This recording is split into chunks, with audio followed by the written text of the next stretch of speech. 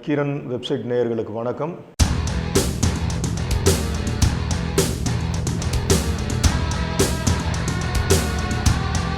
இல்லை, இது வித்தியாசமாக எதாவது செய்தாக வேண்டிய கட்டாயத்தில் நம்ம இருக்கிறோம்.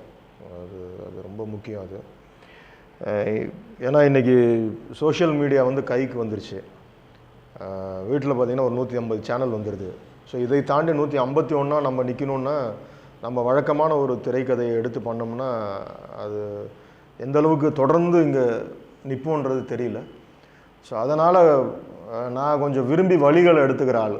ஸோ என்னோடய மைனா ஆகட்டும், கும்கி ஆகட்டும், கயல் ஆகட்டும், இப்போ தொடரி ஆகட்டும், சரி இவர் படம்னா இந்த ஒரு வித்தியாசம் ஏதாவது ஒன்று இருக்கும், ஒரு களம் புதுசாக இருக்கும் அப்படின்ற ஒரு பிராண்டிங் இருக்கிறதுனால அதை சூஸ் பண்ணுறேன் நான். படம் பாருங்கள் தெரியும், தீவிரவாதியும் கிடையாது, போராளியும் கிடையாது. இது யாரோட தவறுன்றது படம் பார்க்குறப்ப நீங்கள் கண்டுபிடிப்பீங்க. ட்ரெயின்னாலே பார்த்தீங்கன்னா இது ஒரு மூவிங் சொசைட்டி, ஒரு நகரும் சமூகம். ரயில் பயணம்ன்றது எல்லாருக்குமே பிடிக்கும். இப்போ நாளைக்கு சின்ன வயசில் நான் இருக்கிறப்ப ட்ரெயினில் கூட்டிகிட்டு போகிறாங்கன்றது ஒரு பெரிய ஒரு சந்தோஷம். ஊருக்கு போகிறோமோ இல்லையோ ட்ரெயினில் போகிறது ஒரு பெரிய சந்தோஷம். அதுவும் அம்மா சமைச்சு சாப்பாடெலாம் எடுத்துக்கிட்டு அந்த ட்ரெயின் பயணத்தில் எல்லாம் பகிர்ந்து சாப்பிட்டுக்கிட்டு குடும்பமாக அந்த கலகலப்பு வேறு எந்த ஒரு களத்துலையும் கிடைக்குமா எனக்கு தெரியல. ஸோ அப்படி ஒரு அற்புதமான ஒரு களம். இந்த களம் நான் அதிகமாக பயணப்பட்டதுனால எனக்கு இதை பண்ணணும்னு ஆசைப்பட்டேன். என்னோடய கல்லூரி நாட்களில் காலேஜ் முடிச்சுட்டு நான் இங்கேருந்து டெல்லிக்கு பயணம், ஒரு 2 நாள் ஒரு ராத்திரி. அன்றைக்கி எனக்கு 90-92 பார்த்திங்கன்னா புதுசு. ஒரு டவுன்லேருந்து வந்தவனுக்கு அந்த ரயில் பயணமே புதுசு. அப்படி ட்ரெயினில் பார்த்திங்கன்னா எங்கடா சாப்பிட்லான்றப்ப ட்ரெயினுக்குள்ளே ஒரு கேன்டீன் இருக்குன்றப்ப அது புதுசு எனக்கு இன்னும். அப்போ ட்ரெயினுக்குள்ளே ஒரு கேன்டீனா அப்படின்னு உள்ளார போனால் எல்லாருமே உடம்பு ஆட்டிக்கிட்டு சமைக்கிறது, உடம்பு ஆடிக்கிட்டு எல்லாம் டீ போடுறது. சரி, நாங்கள் அங்கே நின்றுக்கிட்டு உடம்பு ஆடிக்கிட்டு சாப்பிட்றது. ஒரு 3 நாள் அந்த பயணம் அதுவே வித்தியாசமாக இருந்துச்சு. அந்த ரயில் அந்த தொழிலாளிகள் அந்த 12 பேர் இருக்காங்க, வெண்டர்ஸ், பேண்ட்ரி வெண்டர்ஸ்னு. ஸோ அவங்களோட வாழ்க்கை, அவங்களுக்குன்னு ஒரு டார்மெண்ட்ரி, ட்ரெயினுக்குள்ளாரே ஒரு அந்த ஹாஸ்டல் மாதிரி ஒரு கம்பார்ட்மெண்ட்டே கொடுத்துருக்காங்க. இதெல்லாம் புதுசு. ஸோ இதெல்லாம் பார்க்குறப்ப எனக்கு இப்படி ஒரு வேலை, இப்படி ஒரு வாழ்க்கை நடந்துக்கிட்டு இருக்கே, இதெல்லாம் ஏன் பண்ணக்கூடாது? அப்போ நமக்கு இதெல்லாம் ஒரு ஃபிலிம் மேக்கராக ஜெயிச்சு வரப்போ மைண்டுக்கு வருது, இது ஏன் தொடக்கூடாது அப்படின்னு ஆரம்பிச்சது தான் அது. இல்லை, எனக்கு ரொம்ப அப்பட்டமாக சொல்லணும்னா ஒரு ட்ரெயினை வச்சு படம் பண்ணுறோம் அப்படின்றப்ப இது பட்ஜெட் பெருசாகிடுச்சு ஆட்டோமேட்டிக்காக. ட்ரெயின் ஒரு கதை முடிவானப்போ அடுத்த நொடியே இது பெரிய பட்ஜெட் படமாகிடுது. ஸோ அப்போ இது ஒரு புதுமுகத்தை வச்சு நீங்கள் எடுக்க முடியாது இந்த படத்தை. அப்போ இதுக்கு எல்லாருமே கை கோக்கணும். அப்போ ஒரு பெரிய நடிகர் உள்ளார் ரோப்பப் ஆகணும். அப்போ ஒரு பெரிய நிறுவனம் சத்யஜோதி ஃபிலிம்ஸ், இப்படி எல்லாருமே சேர்றப்போ தான் இந்த ட்ரெயின் நகருது தொடரி. அப்போ அவரை நான் சந்திச்சுட்டு நான் அவர்கிட்ட சொன்னது தான், ஏற்கனவே மேடைகள் எல்லாம் கேட்டிருப்பீங்க. நான் அவர்கிட்ட ஒன்றுமே சொல்ல, ஒரு படம் பண்ணணும், எனக்கு கதை சொல்ல தெரியாது, நான் படம் ஐ ஷோ த ஃபிலிம், அவ்வளோதான், எடுத்து காட்டுவேன்.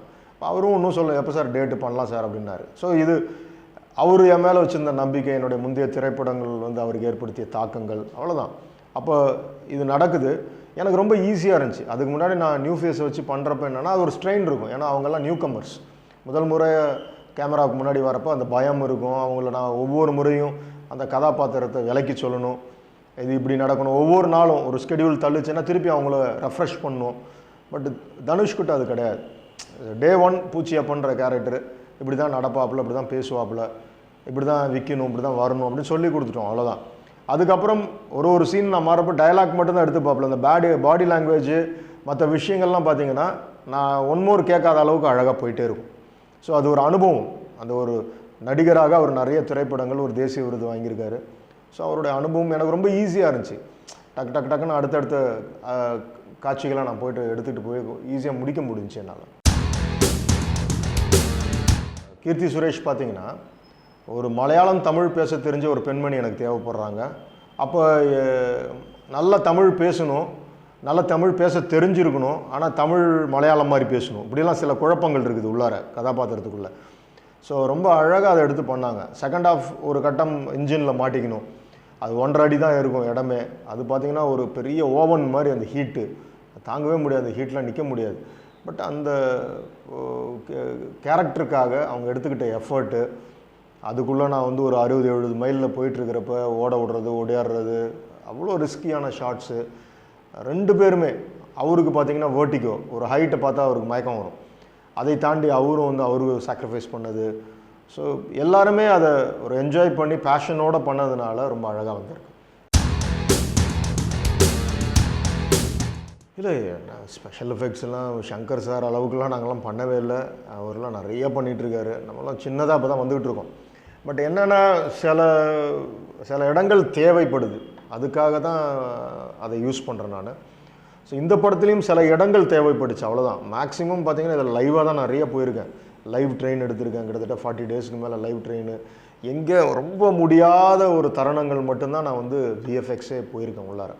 ஸோ நீங்கள் படம் பார்க்குறப்ப அது தெரியும் உங்களுக்கு. இந்த சினிமாட்டோகிராஃபர் வந்து வெற்றி வந்து எனக்கு கயல் பண்ணார். கயலில் இன்ட்ரடியூஸ் பண்ணவரா. ஸோ இதுவும் ரிஸ்க்கு தான். ஏன்னா ட்ரெயினில், ஓடுற ட்ரெயினில் அது camera shoulder shot, study game எடுத்துகிட்டு ஓடுறது, ஓடியாடுறது. ட்ரெயின் உள்ளார பார்த்தீங்கன்னா 1.5 அடி தான் இருக்கும். ட்ரைபாடு கூட வைக்க முடியாது. ஷோல்டர் ஷாட்லேயே வச்சுக்கிட்டு ஒயிட் லென்சஸ்லேயே சீன்ஸ் எல்லாம் எடுத்துக்கிட்டு.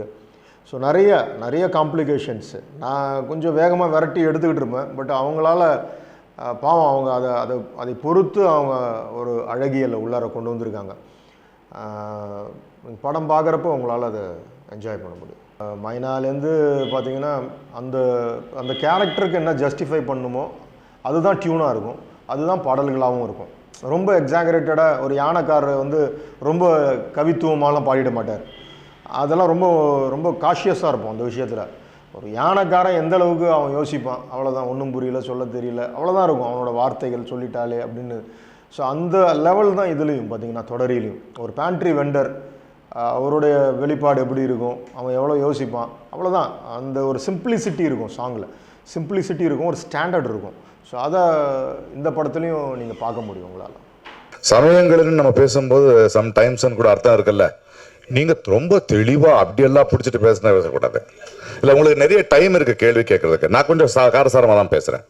சமயம்ங்கிறது மலையாளத்தில் அந்த அர்த்தம், அதனால தான் தமிழா? இல்லை, காஞ்சிபுரம்னு அர்த்தம் என்ன?